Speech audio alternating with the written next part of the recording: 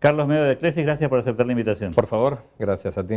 Bueno, la tarea de asesorar empresas, asesorar instituciones seguramente tiene su lado positivo y tiene también seguramente sus tropiezos. ¿Cómo es ese vínculo con quienes tienen que tomar decisiones en empresas e instituciones?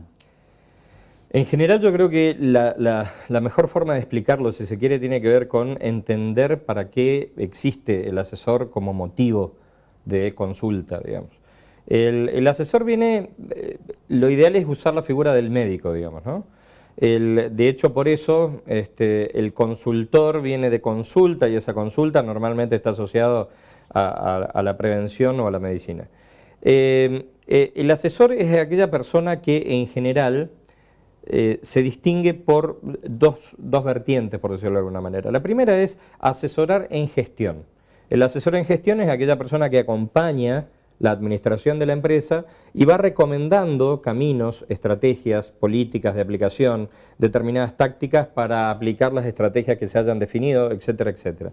Y por otro lado es aquella persona que es contratada específicamente para algún problema, como cuando uno va al médico cuando se siente enfermo, digamos.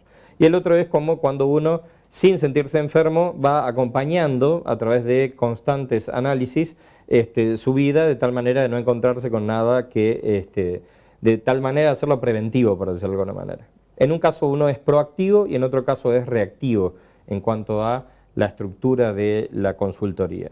Ahora, el consultor debe entender dos cosas. La primera es que no debe enquistarse con la empresa. Es decir, la consultoría es, porque si uno va a un médico y el médico no te soluciona nunca la enfermedad o el problema que vos tenés, lo más probable es que vos digas, este médico no es. Entonces, pero sucede diferente en las empresas, porque en las empresas pareciera que la figura del consultor es necesaria para que la empresa siga haciendo lo mismo. Si esto es así, es que ese consultor no hizo bien su trabajo. Es decir, uno tiene que entender que la consultoría es asesorar, capacitar, hacerse entender, aplicar e irse.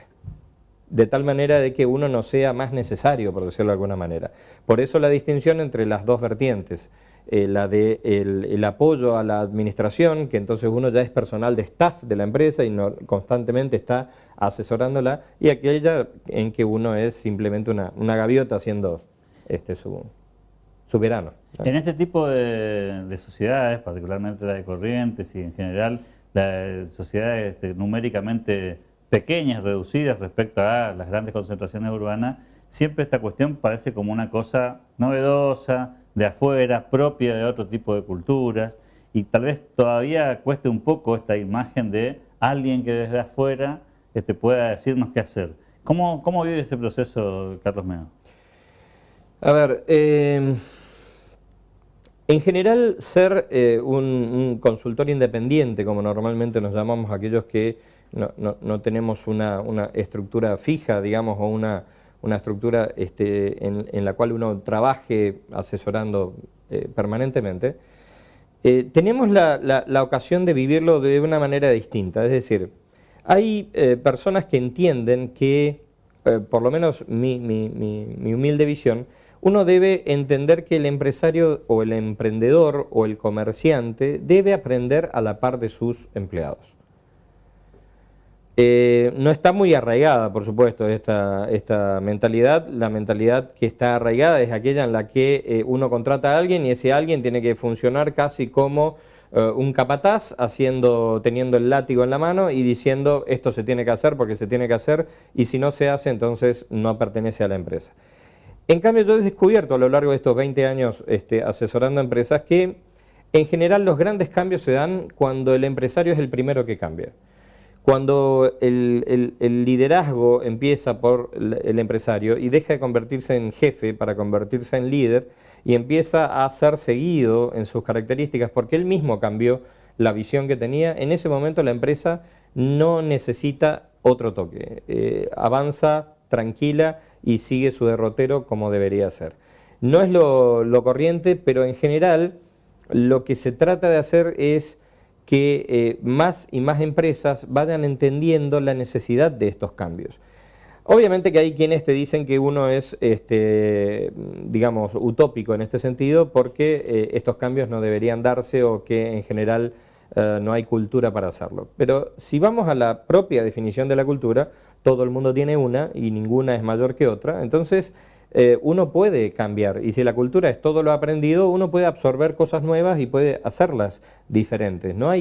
Lo que no hay es la voluntad, y dentro de esa voluntad no hay la estructura o la plasticidad neuronal, digamos, de una manera o de otra, para decir, bueno, quiero hacer el cambio, quiero protagonizar el cambio. Entonces, en general, se contrata a alguien que sea protagonista. Y el problema es que ese protagonista termina enquistándose en la empresa y termina siendo parte de la misma cadena que él mismo dijo que en algún momento no pertenecería. Cuando las cosas salen bien, cuando los negocios funcionan, cuando la rentabilidad acompaña y cuando el éxito parece ser el común denominador, pareciera que no hay mucho que cambiar. En situaciones como las que vive la economía argentina hoy, en este fin de año, con un escenario probablemente de incertidumbre, con alguna cuota de hostilidad, en lo comercial y también, ¿por qué no, en lo institucional?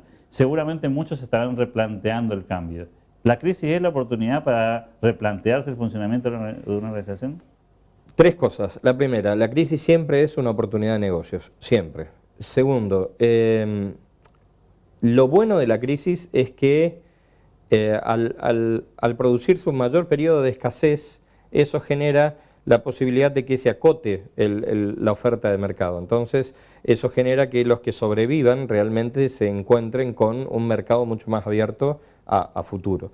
Ahora, ¿cómo se logra esto? Lo ideal es, como dicen, como el viejo adagio, esto de parar la pelota. Es decir, uno debería proceder a investigarse a sí mismo qué es lo que hizo bien, qué es lo que hizo mal. Hay cosas que siempre se hacen bien, no siempre se hace todo mal. Ni existe este concepto, digamos, positivista de decir, no, tenemos que decir que todo está bien porque vamos para adelante. Eso es un anacronismo, ni tampoco este concepto de, no, todo está mal y tengo que despedir y tengo que... Yo creo que lo que hay es la posibilidad de parar, decir, bueno, veamos qué es lo que hicimos, cómo estamos y a dónde queremos llegar. Y tener estas estrategias de coyuntura. Y no se puede armar una estrategia si no se sabe dónde está.